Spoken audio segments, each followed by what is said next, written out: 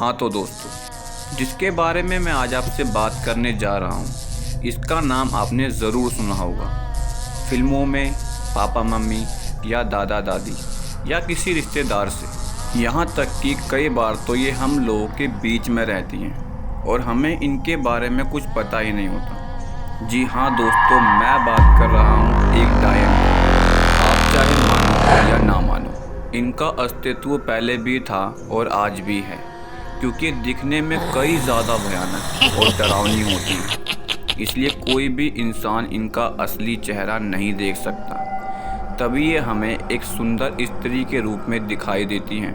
क्योंकि मैंने इनके बारे में जितना भी पढ़ा है या किसी से सुना है, बस उसी विषय में लेकर आया हूँ फिर से आपके लिए एक नई कहानी, जो पुरानी है मगर सच्ची है, एक अनसुनी कहानी। तो ये कहानी है आज से 32 साल पहले की, जब मेरे दोस्त के पिताजी और उनके भाइयों के बीच में बंटवारा हुआ था। सभी भाइयों ने अपना अपना हिस्सा लेके अलग अलग हो गए थे। मेरे दोस्त के मम्मी पापा और उसकी 3 बहनें, इन्होंने उन्हीं पैसों से एक अलग घर लिया।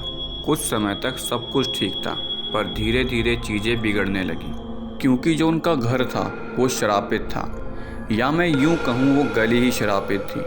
वो इसलिए क्योंकि उस गली में उस डायन का वास था, जो लोगों के बीच में अब तक घुल मिलकर रह रही थी।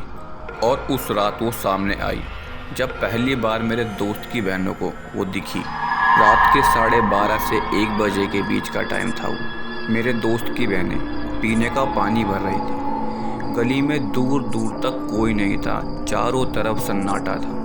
तभी अचानक से एक आवाज़ आती है।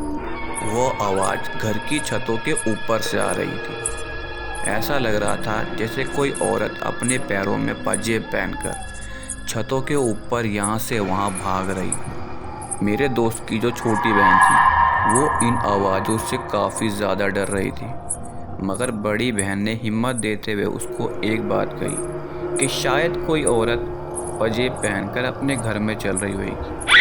तो इन पर ध्यान मत दे और जल्दी से पानी भर और हम घर में चलते हैं। पर उन्हें ये नहीं पता था कि जो उनके साथ अब होने वाला है, वो इस बात को ज़िंदगी भर नहीं भूल पाएंगे। तभी वो पाजेब की आवाज़ जो छतों पर से आ रही थी, वो अचानक से बंद हो जाती है। वो दोनों बस घर के अंदर जा ही रही होती है। तभी उनके पीछे से कोई भाग कर जाता है। अब दोनों बहनें डर के मारे अपने पीछे देखती हैं, पर पीछे तो कोई होता ही नहीं, क्योंकि पूरी गली में उनके अलावा और कोई था ही नहीं। छोटी बहन ये देखकर काफ़ी ज़्यादा डर जाती है और वो अपनी पानी से भरी टोकनी को वहीं फेंककर सीधा अपने घर के अंदर भागती है। उसे देख उसकी बड़ी बहन भी उसके पीछे भागती है।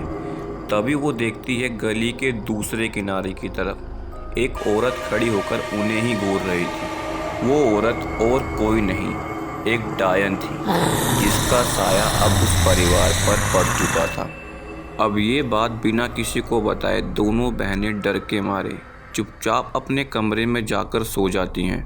इस बात को 2-4 दिन बीत जाते हैं। सब कुछ ठीक चल रहा था। तभी उसके पिताजी को एक शादी में जाना पड़ता है, जो कि दिल्ली से दूर जयपुर में थी। अब मेरे दोस्त के पिताजी जयपुर निकल चुके थे और घर में सिर्फ मेरे दोस्त की मम्मी, उसकी 3 बहनें और मेरा दोस्त अकेले थे। फिर आती है वो डरावनी रात, जिसे सुनने के बाद तो एक पल के लिए मैं भी डर गया था। रात के करीब 2 से 2:30 बजे के बीच का टाइम था। मेरे दोस्त की तीनों बहनें अपने कमरे में अंदर सो रही थीं। वहीं मेरा दोस्त और उसकी मम्मी बाहर, जो जीना होता है ना, जस्ट उसके बगल में। तभी कुछ देर बाद जीने की कुंडी खुलने की आवाज़ आती है और मेरे दोस्त की मम्मी की आँख खुलती है। वो देखती है ये कुंडी किसने खोली, क्योंकि तीनों बहनें तो अंदर सो रही थी, तो आखिर ये कुंडी खोली किसने। तभी किसी के ऊपर चढ़ने की आवाज़ आती है। फिर वो हुआ जो नहीं होना था। उसने मेरे दोस्त की मम्मी को नाम लेकर बुलाया, शीला, ये शीला।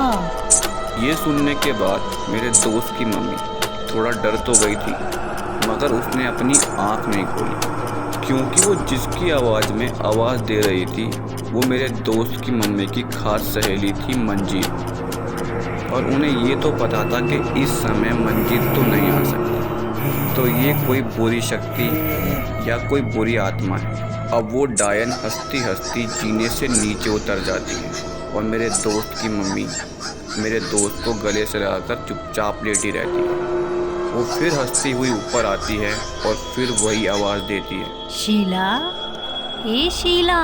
ये बोलकर वो फिर नीचे चली जाती है हंसते हुए। अब आप ये सोचो, कोई रात के 2 से 2:30 बजे के बीच में आपके घर के अंदर आता है और आपको ऐसे बुलाता है जैसे वो आपको कितना जानता हो। आप सोच के देखो कि कितना डरावना माहौल या कितना भयानक मंजर होगा जिसे मेरे दोस्त की मम्मी अब तक झेल रही थी। और जब वो तीसरी बार ऊपर आती है तो इस बार वो गुस्से में आवाज़ देती है, शीला, ए शीला, नहीं सुनेगी क्या तू?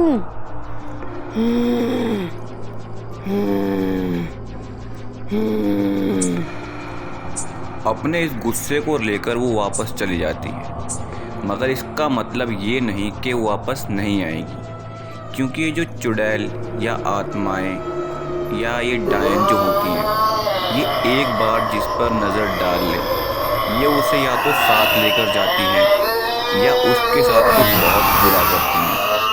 और ऐसा ही कुछ बुरा होने वाला था मेरे दोस्त की मम्मी के साथ। पर एक बात तो है, उनके अंदर हिम्मत बहुत है, क्योंकि ना ही तो उन्होंने उसकी किसी बात का जवाब दिया और ना ही वो पीछे मुड़कर देखी। मगर इसका मतलब ये नहीं कि उन्हें डर नहीं लग रहा था, उन्हें भी काफ़ी ज़्यादा डर लग रहा था। लेकिन जैसे तैसे करके उन्होंने वो डरावनी रात तो काट ली। लेकिन सुबह होते ही उन्होंने सबसे पहले घर में पूजा पाठ करी और जीने के मेन गेट पर माता रानी की फ़ोटो लगाई। वो डायन दोबारा वापस नहीं आई। मेरे दोस्त के पिताजी भी गांव से वापस आ चुके थे। मेरे दोस्त की मम्मी ने उन्हें सब कुछ बताया। सब ठीक चल रहा था, मगर मैंने आपको सब कुछ नहीं बताया था।